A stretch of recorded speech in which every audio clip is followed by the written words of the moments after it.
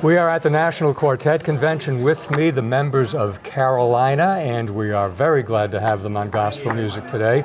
Right next to me, Scott Whitener, and Scott, welcome to Gospel Music Today. Ken, glad to be with you today. You guys' show looks so good, and I see it on social media all the time. Parker's all the time sending me, hey, look at the new episode, but it looks so good out there. You're doing quality, and we appreciate it. Well, thank you. Thank you. That means a lot to us. I'm going to ask you to introduce the rest of the group.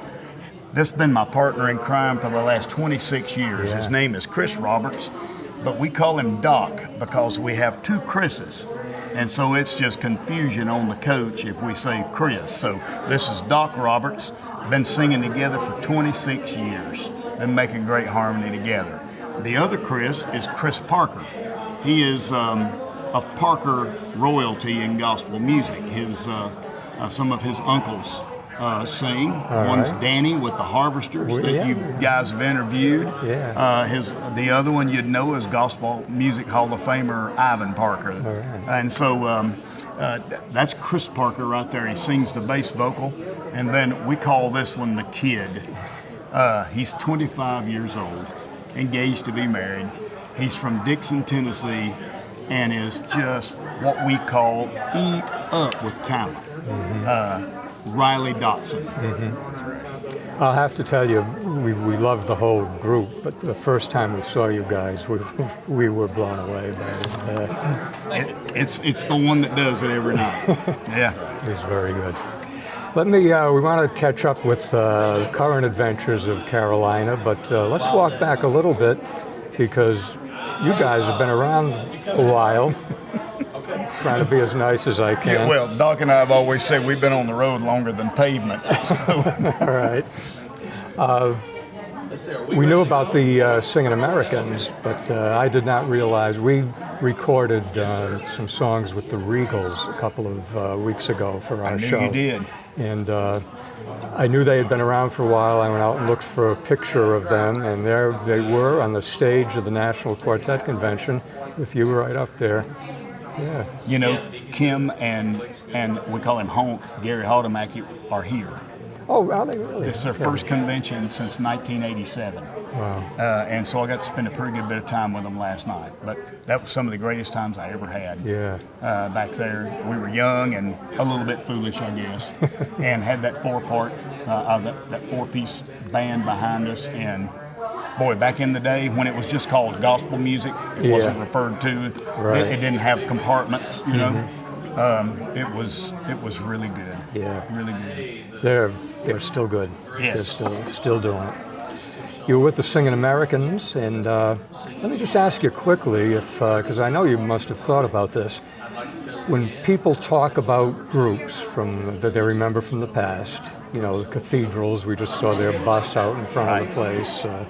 You can go back to the Statesmen, and the Singing Americans always come up.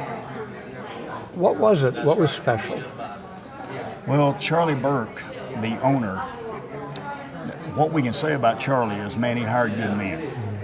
I guess that's the reason why there was so much turnover, is because, you know, good men are always going to look after first things first.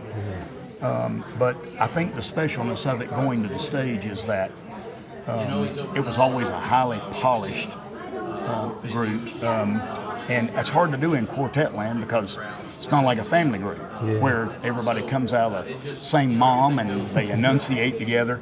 But we really worked on all the little things that made it together.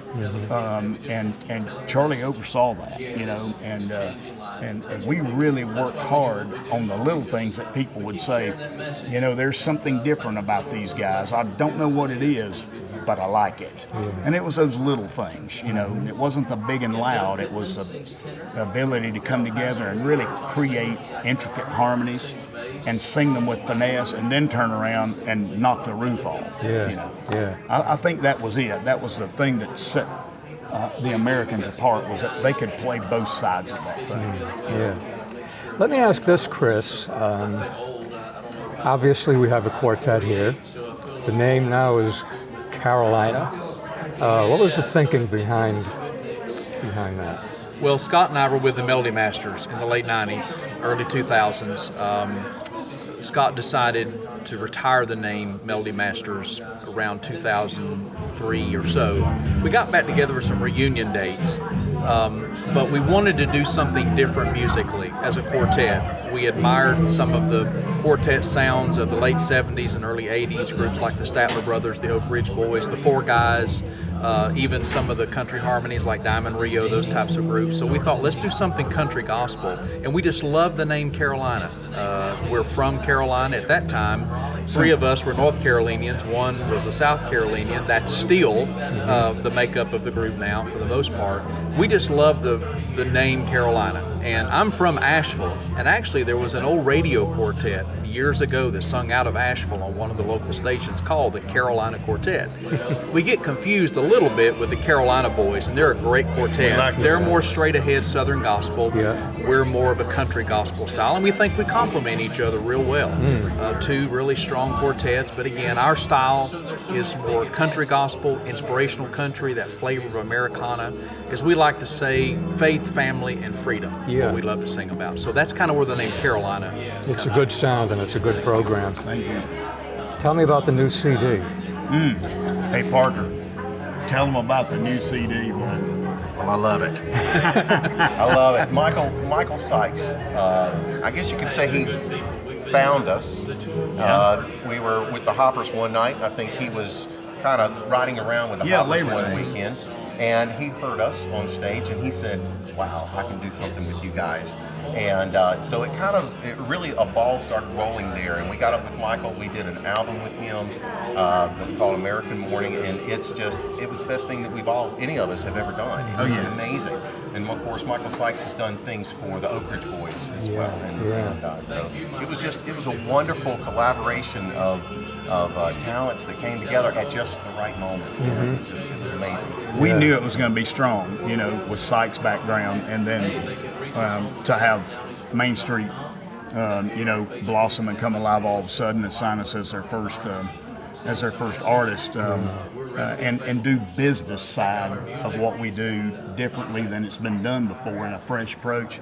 It's just working. So, we're grateful for that. They're excellent. We've known Danny for a while, and she's going to do a good job. Let me ask Riley, what's your favorite song at a Carolina concert? Oh, well, I love Elvira. That's my favorite. The crowd loves it. I know, So even preachers in some of the conferences that we sing to, they request it. It's kind of wild. But It's just a fun song. Singing that song. Off the CD, though, I would have to say, I Don't Have to Stay for gospel and Everyday American for the people that are out there, just the pride of our United States. It just catches everybody, and it hits home. We'll do them both tomorrow night. Oh, yeah. Excellent, excellent. And you've been on the main stage here for second year? Or? Is that right? Yeah. I don't know. That's I played so many of them years ago. But I think it's just 2 years This is we've our been second back. year, Right? right, back to Carolina. Well, it's still a big deal. Good to see you up there. Well, to all the members of Carolina, we want to thank you very much for being with us on Gospel Music today. Oh, Thank you. It's been our honor, buddy. person. You guys keep doing it well, okay? We're proud of you. Thank you very much.